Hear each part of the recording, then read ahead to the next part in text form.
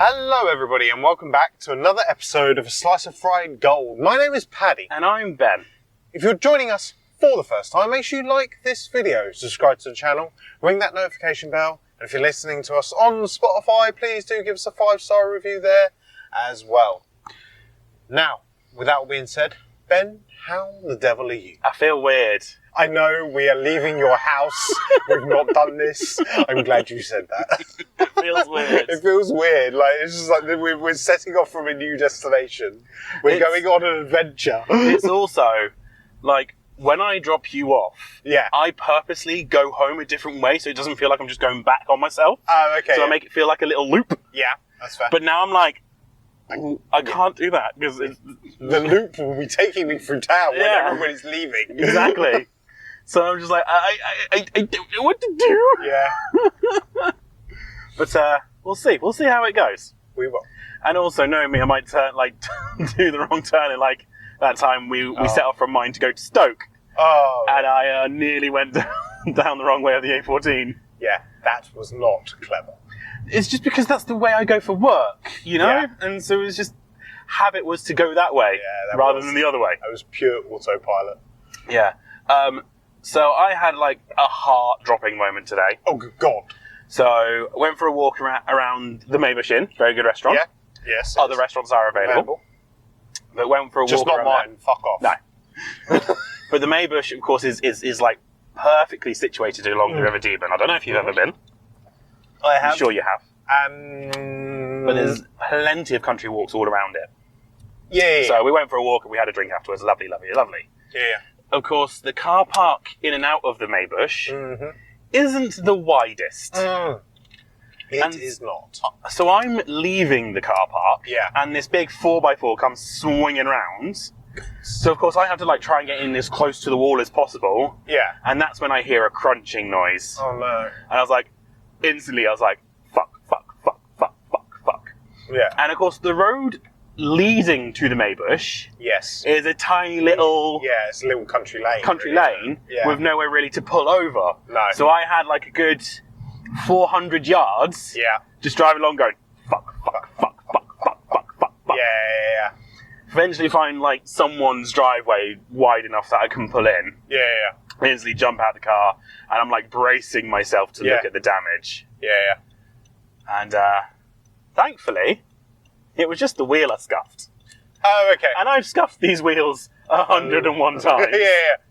Because where I used to live has really high curbs, and where you used to live had really high curbs. Yeah. And so these wheels are scuffed to shit. So when They are well loved. when I saw it was just the wheels, I was like, oh thank God!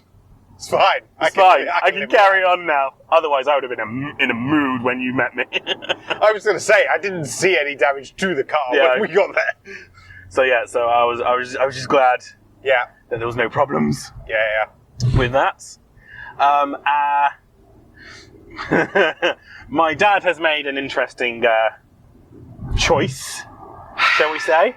Okay. We've not talked about my dad for a while. No, we haven't. But for context, for the listeners and watchers at home, Ed Sheeran is currently playing in Ipswich this weekend. He is. And his first night was Friday. Yes. We are recording on Sunday. Yes.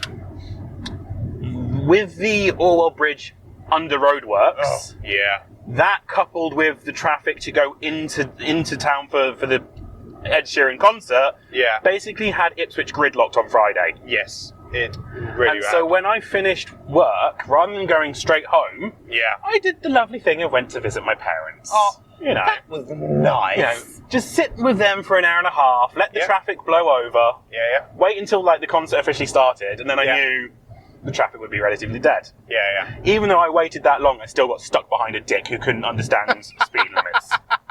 Because the Orwell Bridge is one lane at the moment. Yeah, I know. And disgusting. you know, the person I got stuck behind had to slow down to like 10 miles an hour so they could see what was going on. Nothing. They'd finished for the day. Yeah. Move. Anyway, I'm there, and my mum goes, "Oh, show him what you've come up with." And I was like, right. Here we go. This is my dad's new business idea. Are you ready for this? Okay. So he's been going to local takeaway shops Oh, God.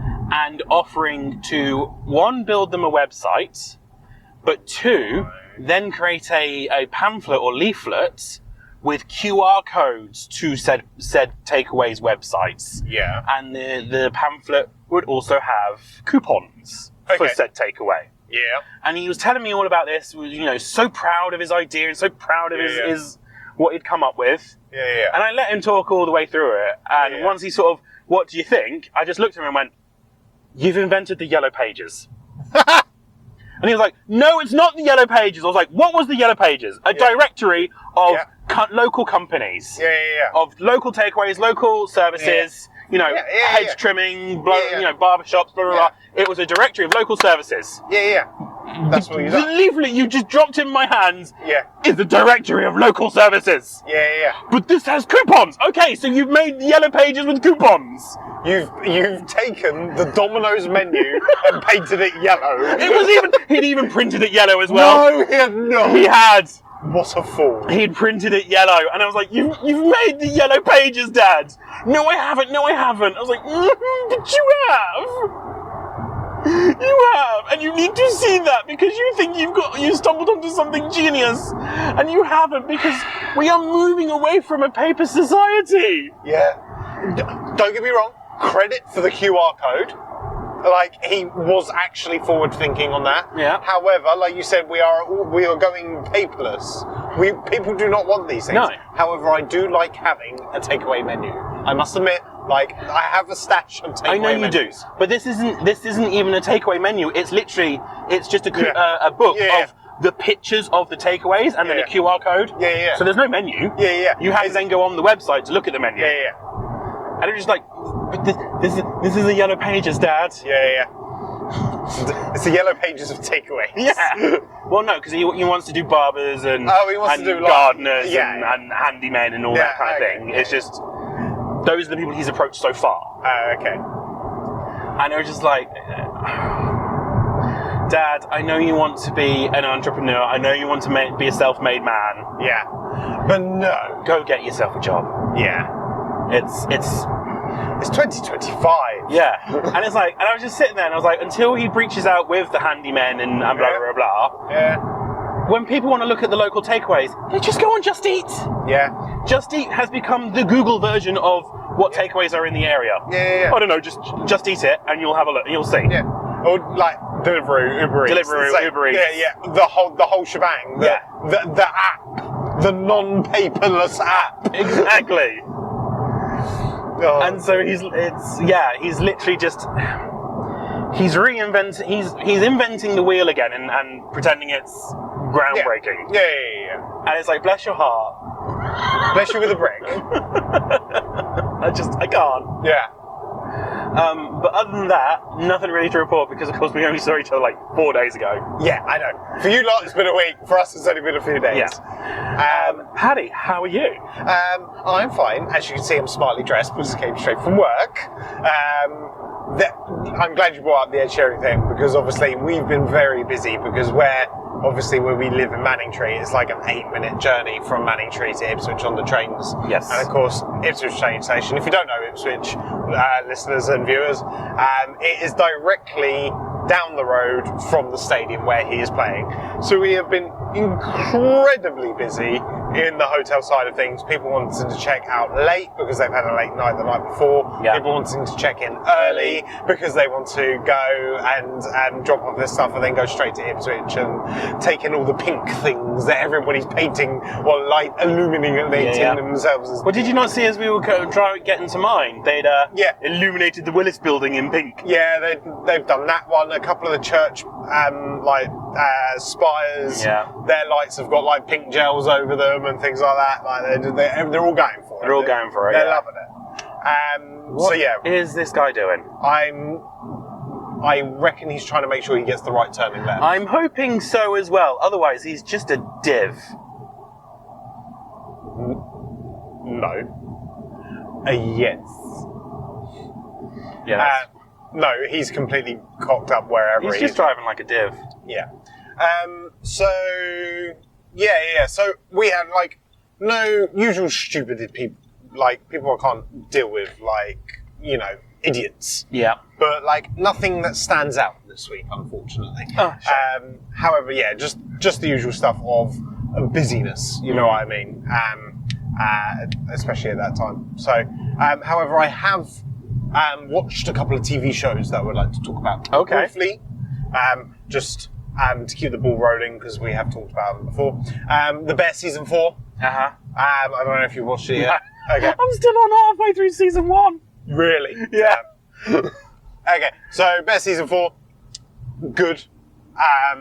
However, like people have said, there is a slight decline this season. It's kind of, even though it's already been renewed and picked up for season 5, there was a slight decline. People are kind of coming away from the main characters now and more invested in the side characters, and that's not always a good thing when you're like you're basing your whole show about, especially like Kami, your main character. Yeah. People are now starting to venture off, but also that's because the story and obviously the writers, directors are showing more of the side characters.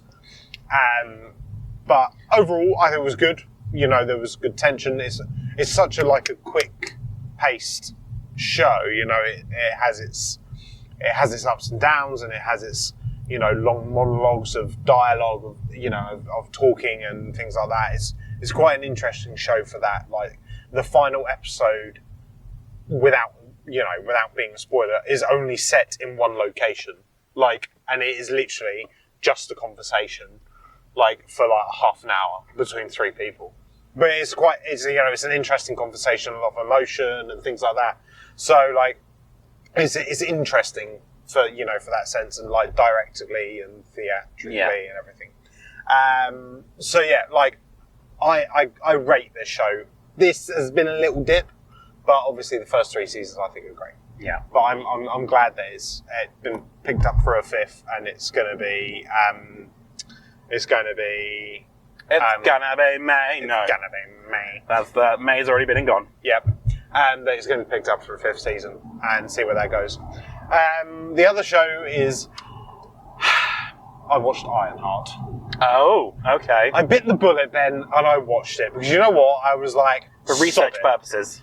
Basically because of the final episode being spoiled online, I was just like, well, now I'm going to have to watch it. Okay. I don't know if you've seen the characters that turned up, whether or not you're fussed. So many, many years ago when WandaVision first started coming out, there was rumours that Mephisto would turn up and it was Sacha Baron Cohen. Yeah. Well, he turned up and he was Mephisto. I've seen that on the interwebs. On the interwebs. And of course I saw that and I was like, oh, now I'm going to have to watch it because obviously we're getting another WandaVision tie-in TV show with Vision Quest that follows White Vision after WandaVision. So there may be some tie-ins there or whatever, usual stuff. And the Marvel Cinematic Universe doesn't know what they're doing at the moment. They're taking each movie. Say that again. They're taking each movie and TV show as they come, and then they're going to see what's going on. They're just throwing everything at the wall and see what sticks. Hoping something sticks. Exactly that. So so I watched that. And to be fair, I dipped. I basically doom scrolled and watched in between. And that was the sum up of the show. No. That was the quality of the show for me. Right. It was where we left Riri Williams at the end of Black Panther 2. Uh-huh. I thought, they would kind of delve more into that part of her life and everything. And they were just like, no, we're going to kind of bring her back and then kind of make her up again and kind of not change her story, but she's just had all this amazing, wonderful, I don't know either, this wonderful technology and this opportunity to work in Wakanda and be there and everything. And then they've just gone, nope, we're just going to drop her back there. That's because her character was absolutely ripped to shit in Black Panther 2. Yeah, pretty much. So they're kind of just knocked it down and they're going to build her up again and hope that they're going to throw this bit at the wall and hope this bit sticks. Yeah. And I don't think it has. So yeah, just overall, not great. Obviously you haven't watched it, so I won't delve into it. But that's my thoughts. Fair enough. Should we talk film now? Let's talk film. So we have just been to see Superman. Yes. You go first. I wanted you to go first. I can go first, but You go first. Okay. This was very good. I enjoyed it. I do not think it's perfect. This movie is quick. It goes through a lot of story, and wait, Ben, I know you have an issue with the pacing of this film.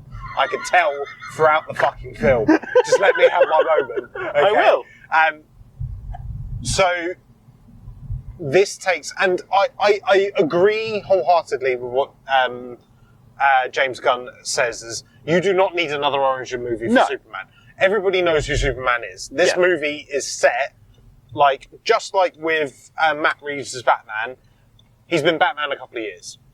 He's been Superman a couple of years. Yeah. So we're delving into that. That's cool. I like that. I enjoy that. But there is certain things that if you're not a comic book fan, or might not necessarily know certain bits of aspects of that characters, you may be a bit lost in not knowing where certain setup is for those characters. So there's things that I see and things that I'm thinking, oh, that's really cool. That's a nice little nod to this. This is that. Like the news channel is like News 52 because there was obviously that run of comic books where it was New 52, all those kind of things. Like little hints like that. You know, I thought it was great. I loved it. Mm-hmm. But it is a lot of story in one movie.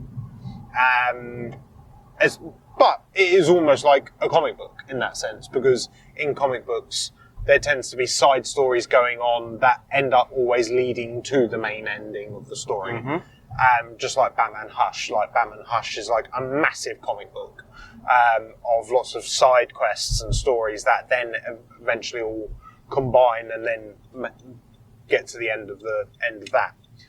So overall, I enjoyed it. Didn't think it was perfect. I do like David Corenswet as Superman. I think he's a very good Superman. And I like Rachel, whatever her name is, as Lois Lane. I think she's very good at Lois Lane. Music got me. I cried once. I saw. Because it just got me in the feels, man. There was those bits that just got me in the feels. I did enjoy this movie. I don't dispute that it's not perfect, but for the trajectory of what the DCU movies are going to be going forward, I'm very hopeful. I enjoyed it. I thought it was good. I'd watch it again. I'll watch it tomorrow. We'll go it again. Yeah, go on, Ben. Your thoughts. You slate it. I thought it was alright. Yeah. My biggest gripe with it was none of the comedy landed.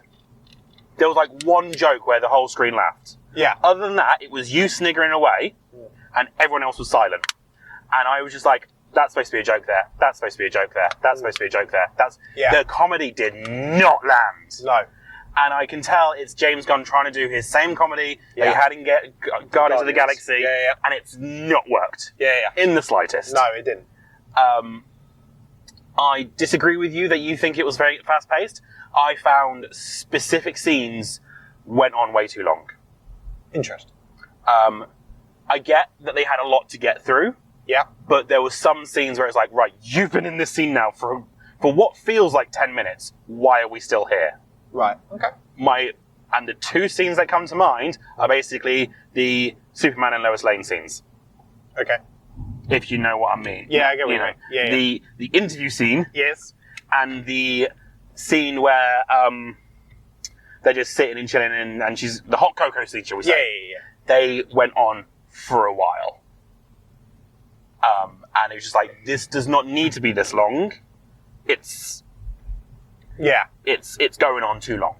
And I feel like that is across the board the same for the whole film, is the scenes themselves were just a little bit too long. Yeah. Like I said, it was alright, it was fine. But, you know, superhero film fatigue is a thing. And I don't think this is done enough to bring people back for the next film. I know, because I know you've had this conversation with other people about kind of, going forward and what the DCU could bring. I feel like it's certainly already earned enough money. On 100%. But I've said this one's going to do well because it's the first one by James Gunn. And then they're going to see diminishing returns with each film they do. It'll be less and less money. Yeah, potentially. I mean, I think, and also like another interesting thing will be in a couple of weeks to see where the box office is for it, because we've obviously got a week's break, and then we've got Fantastic Four, and then see how Fantastic Four go, to then go into like their box office, and then see where everything goes and tracks. I agree with you. David Corenswet was a perfectly fine Superman. I have no issue with him being Superman. However, I will say, when you're being upstaged by a CGI dog, come on, let's face it, Krypto is everyone's favourite character in that film. Oh, yeah. And he's a CGI dog. Yep. For me, that says you've got problems with your film. I don't dispute that comment, but also, how many times have we watched movies where, like, a character becomes your favourite character because they were a side character in one movie? I mean, it does happen. Like, I think it's a bold move, to be honest, to actually bring Krypto in like that, in that first initial bit. You know what I mean? Like, he could have like saved him for the next movie or whatever. He could have, but you could tell. I mean, you were enjoying it, of course. Yes. It's a DC film. It already gets 8 out of 10 for you. Absolutely. But you could tell the feeling in the screen around us was more engaged when Krypto was on the screen. I would say yes, but also I feel like a lot of people... I think the thing as well is that I think people are watching a Superman movie and they are expecting to have Superman on the screen at 24/7. Yeah. Instead of like the Clark Kent bits or the the report bits, but you have to have those bits. Yeah. Within the thing. There's one elephant in the room we haven't discussed yet. Go on. Nicholas Hoult. I was wondering how you would take him. I don't like Nicholas Hoult. However, I do think he's a very good Lex. I do think... I mean, let's face it, he's better than Jesse Eisenberg. Ooh. I mean, don't get me wrong, like, you know me, I like Zack Snyder's, Man of Steel, Batman v Superman, Ultimate Edition, Snyder Cut, the whole shebang. I enjoy all of them. I like them for movies. They are a form of Superman and DC, and they're interesting. It's like having a different writer in a different comic book taking the story somewhere else. Like I said, DC automatically gets 8 out of 10 with you. Carry on. Comic books. But I do feel like this... I just feel like every character is taken from like a panel of the comic book. I feel like the way Lex acts and is, his thinking, his scheming, and how he does things is very, very comic booky. And people sit there and they go, oh, well, it wasn't very comic booky. And then you make a movie and it's very comic booky, and you go, ooh, it's very comic booky. And I feel like it's the audience being overly analytical of things. And I think that's the struggle for them. Yeah. I will agree with you to a degree. I think people have been overly analytical of this film on purpose because of what happened to the, in the whole let's reboot it halfway through and blah blah blah. So I think people they've been coming at this with an already sort of negative viewpoint at it. Yeah. I don't think this film deserves that, but at the same time, is this a better Superman film? I don't know. What then? Like a Man of Steel? Are you weighing it? I think they're two very different movies. I think that's the thing. Where Superman is, Man of Steel is his origin story from start to end. You know, like the opening sequence of Man of Steel is based on Krypton. You know.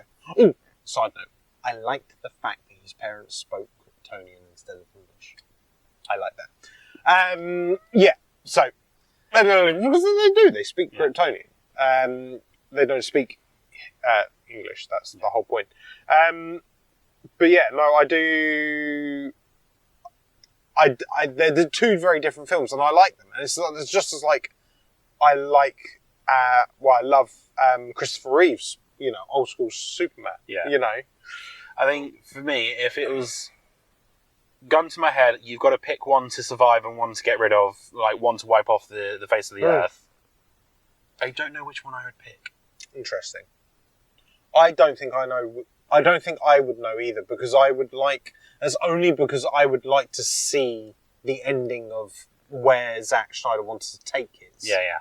Not because necessarily they're the better movies. I would like to see the story finish and know the whole ending. I mean, it's in the comic book, and he said how it ends. There is panels on how it all goes. What's it, Majigga my face? The Superman TV show that's literally just wrapped up in the last few months ago. Superman and Lois. Yeah. That was a great Superman property. He is the only actor of Superman to actually have his story finished. Yeah. In all these years. He's the only one to ever actually finish a Superman story. Yeah. So, take that as you will. Yeah, I feel like this film's going to do well because it's James Gunn's first film, and everyone seemed to love his Guardians of the Galaxy films. Me personally, didn't see the hype about them. What, even the first one? Yeah. What? I thought you liked the first one. I tolerate it, but I've not watched it since we went to see it in the cinema. Have you not? No. I didn't know that. I've watched the Thor films many times. I've watched the Spider-Man films many times. I watched the Iron Man films many times. Fair enough. I've never rewatched the Black Panthers. I've never rewatched the Guardians of the Galaxies. I'm trying to think of the other ones. I mean, let's not talk Miss Marvel, because that's just a joke. I didn't mind the Miss Marvel TV show. Oh, you're talking Captain Marvel. Not Miss Marvel. Not Miss Marvel. Okay. The Captain Marvel. Yeah, the movie. Yeah. Ew. And the Marvels. Ew. I really like the first Guardians of the Galaxy movie. That's the missus coming home from work. Am I in the way, or? No, she's right. She'll cut that stuff.